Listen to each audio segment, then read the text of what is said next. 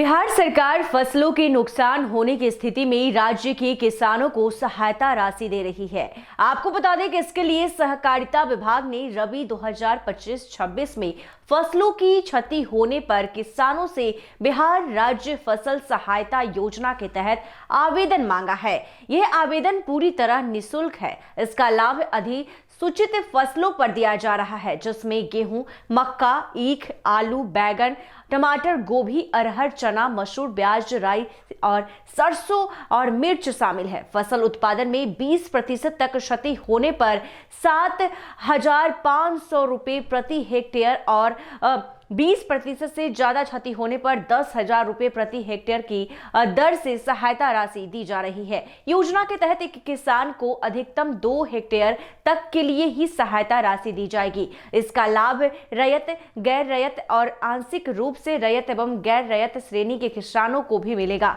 नगर पंचायत या नगर परिषद क्षेत्र के किसान भी योजना का लाभ लेने के लिए आवेदन कर सकते हैं। साथ ही किसान आवेदन के समय से एक से अधिक फसलों का चयन कर सकते हैं। आवेदन करने अंतिम तिथि विभिन्न फसलों के लिए अलग अलग है। आलू के लिए 31 जनवरी 2026 तक आवेदन कर सकते हैं। वही गेहूं के और रबी मकई और ईख, रबी टमाटर और रबी बैगन के लिए 28 फरवरी, चना, मसूर और रबी प्याज के लिए 15 फरवरी और रबी फसल राई, सरसों, रबी मिर्च, गोभी के लिए 31 मार्च 2026 तक आवेदन करने का समय है।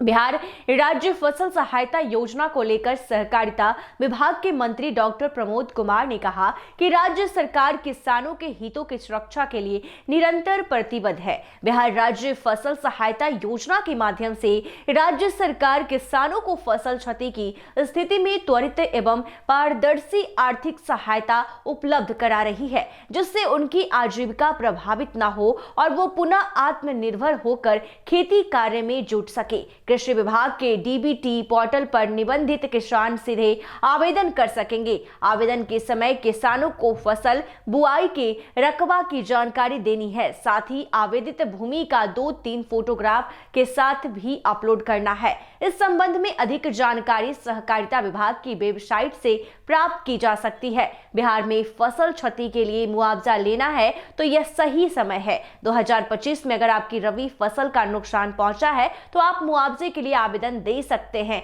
तो आपको बता दें कि अब राज्य सरकार यानी कि नीतीश सरकार लगातार हर एक क्षेत्र में विकास की ओर बढ़ रहे हैं। और आपको बता दें कि जिस तरह से कोई भी आपदा जैसी स्थिति आती थी तो किसानों को काफी क्षति पहुंचती थी, क्योंकि उनकी फसलें खराब हो जाती थी। और साफ तौर पे बता दें कि बारिश के समय में ज्यादा फसलें को जो नुकसान है वो पहुंचता है। उसको लेकर अब नीतीश सरकार की ओर से ये नया और जो है अलग पहल किया गया है, ताकि किसानों को किसी भी तरह की दिक्कत ना हो और किसान इस टेंशन में जो है बुआई ना करे और बुआई करे कि हमें अगर क्षति पहुंचती है तो हम भरपाई कैसे करेंगे। अब उसके लिए कोई टेंशन किसानों को नहीं लेना है। अब सीधे तौर पर आवेदन एक देंगे और उसमें जो भी फसलें खराब हुई है उसका मुआवजा जो है आपको सीधे तौर पर आपके डीबीटी के माध्यम से सरकार की ओर से चला जाएगा। तो आपको बता दें कि अब किसी भी तरह कि कोई भी परेशानी वाली बात किसानों के लिए नहीं रह गई है।